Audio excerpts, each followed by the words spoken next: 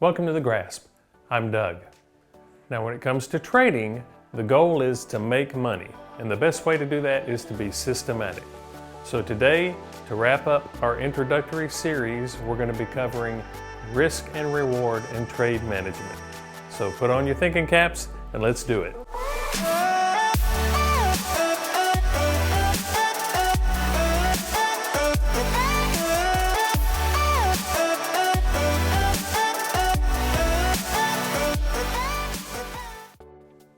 The goal of trading is to make money. Now I know that sounds obvious, but you would be surprised at how many people approach trading with the idea of being right.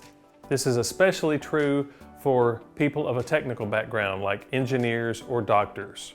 They're experts! Experts, Bob! Our job as consistent professional traders is to always be moving in the direction with the market. No problem. If we train ourselves to focus on maximum profit opportunities, then we'll be much more successful and it'll happen more quickly. I'm waiting! The amount that you risk per trade is a personal decision, but it is one that needs to be defined as part of your trading plan. Show me the money! I need to feel you, Jerry! Show me the money! Jerry, you better yell! Show me the money! Many traders focus on tighter stops, but tighter stops is not necessarily the most effective way to manage risk.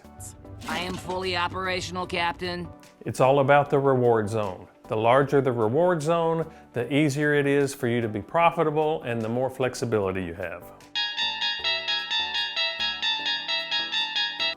There are lots of investment books and courses out there, and generally the rule of thumb that is given in those books and courses as far as risk is concerned is usually 1 to 2% of the total account value. Now this can be deceiving because there are a number of different types of accounts. Each account may have different balances and you may use the accounts for different purposes. So this cookie cutter, one size fits all approach is probably not the best way to do it. So let's think about it this way. You're getting focused on all the wrong sort of details here. If you had a $10,000 account, 1 to 2% is $100 or $200 per trade to risk. But if that account were $100,000, now you're at risking $1,000 to $2,000 per trade. Whoa, whoa, whoa, whoa. Now that may or may not be personally comfortable to you. So let's approach risk from a different way. Now, as you can see from this graphic, we're looking at reward to risk. And what we are wanting to do is measure our risk based on what the reward is. We want a high reward to risk ratio to make the trade worthwhile because, as you know, not every trade is going to work out. And if you've got a nice reward to risk profile, for instance, like this first example that's 3x, well, that means that even if you are right only half the time, you will still be profitable. But if your risk to reward is too small, then your losers will swamp out any gains that you make on your winners. So this always has to be considered as you are approaching your trading plan. As you get more proficient and your win to loss ratio increases, then you can begin to maybe look at lowering the reward to risk ratio because you have a high batting average. This is probably a good place for a few reminders. This is an acquired skill. I've been trading for 17 years, so don't walk into this and think that you're just going to master it in 4 or 5 weeks and then all of a sudden you're just going to be making millions of dollars. Now, it is possible that could happen, but unlikely. So this is an acquired skill that you're going to have to practice and work at.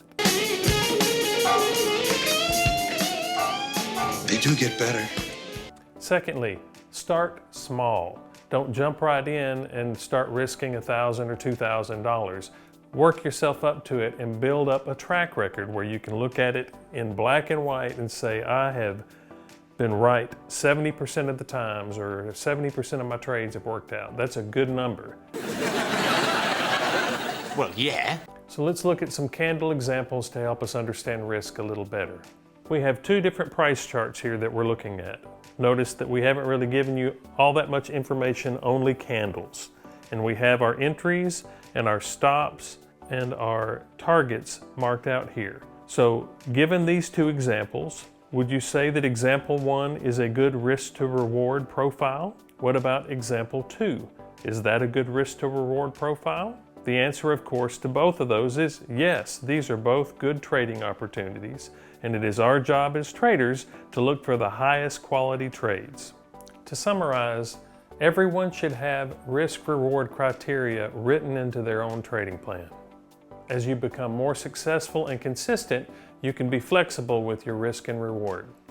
Always use multiple time frame analysis to improve your odds and reduce your risk. If you find yourself sabotaging yourself with emotions, getting in and out of trades when you shouldn't, and not allowing them to work, you may consider using advanced order types like bracket orders. In uncertain markets, consider using time stops instead of price stops. And most importantly, never let a reasonable winner turn into a loser. There is nothing more gut-wrenching than having a winning trade turn into a losing trade. Bogus.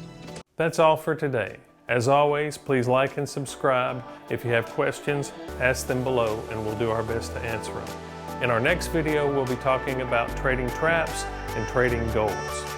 Until then, we'll see you right back here on The Grasp.